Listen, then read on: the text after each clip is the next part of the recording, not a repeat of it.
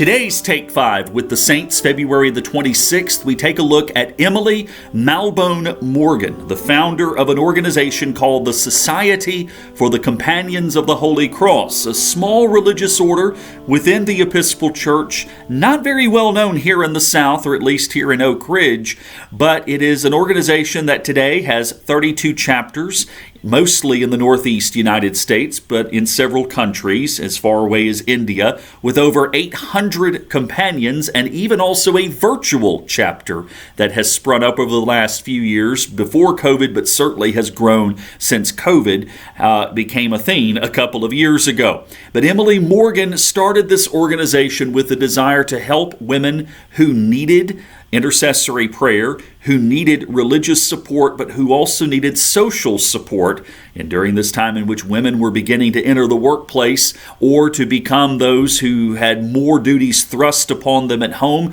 needed to find an opportunity to take a Sabbath and rest and refreshment, ultimately culminating in a retreat center which still today serves the needs of women who are part of the companions, but also other guests who were looking for a quiet sanctuary from the hustle and bustle of life, and also a place to find Jesus in the quiet space. Emily Morgan is the one responsible for this small but very powerful and very important organization within the Episcopal Church. The lesson that goes with our feast day today comes out of Luke chapter 10, verses 38 through 42. Now as Jesus and his disciples went on their way, he entered a certain village where a woman named Martha welcomed him into her home. She had a sister named Mary who sat at the Lord's feet and listened to what he was saying. But Martha was distracted by her many tasks.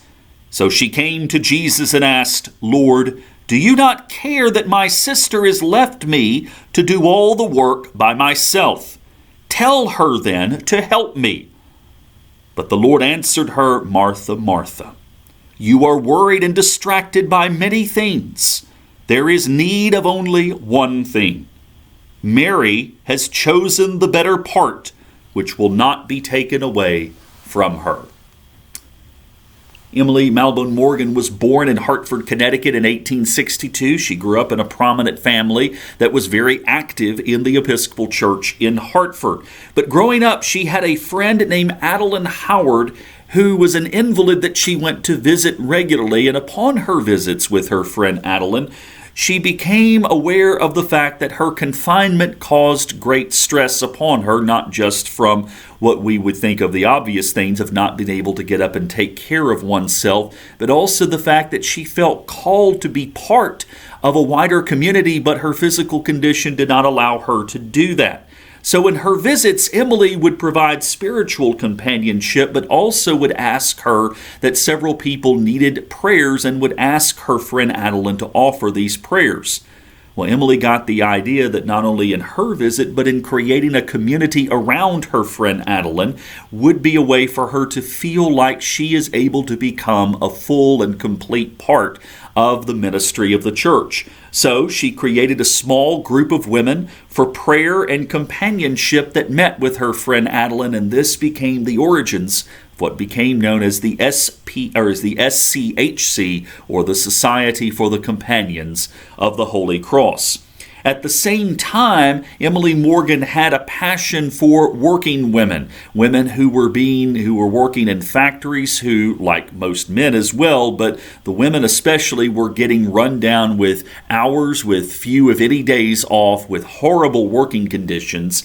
And as such, the organization grew from being one solely focused on prayer to one that also looked out for the social needs of women. In fact, the organization became an advocate for women, particularly to allow them time for days off, for vacation, for better working conditions.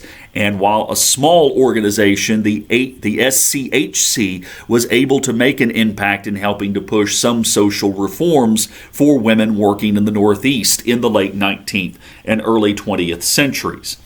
The organization didn't have a permanent home until 1901 when the society established a home in Byfield, Massachusetts. And in 1915, they had constructed a home on the site which got the name of Adeline Rood, after Emily Morgan's friend. And to this day, it continues to exist as the permanent retreat house and gathering place for the companions of the Society of the Companions of the Holy Cross.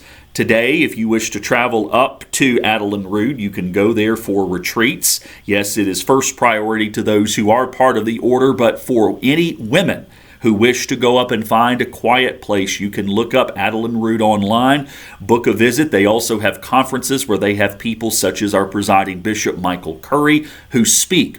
And again, while it is one of many women's organizations, and a small one at that, its work continues to be to help women find a place, a haven of prayer life, and a way to escape the continuing hustle and bustle of this very busy world that we find ourselves, the responsibilities of mothers who have way too much on their plate, of working women who tend to work themselves into the ground. This is an organization which reaches out and encourages women to simply come and find an oasis at Adeline Rood, or perhaps to consider starting a chapter of the society at their local parish or in their local community in which they can gather women for prayer, for following the companion's rule of life, and for being able to stand up for the needs of women in their local community. So today, please remember Emily Malbone Morgan and her contribution to the life and welfare of the role of women both within the Episcopal Church and within society in general. Thank you for joining me. Look forward to our next Saint of the Day with you.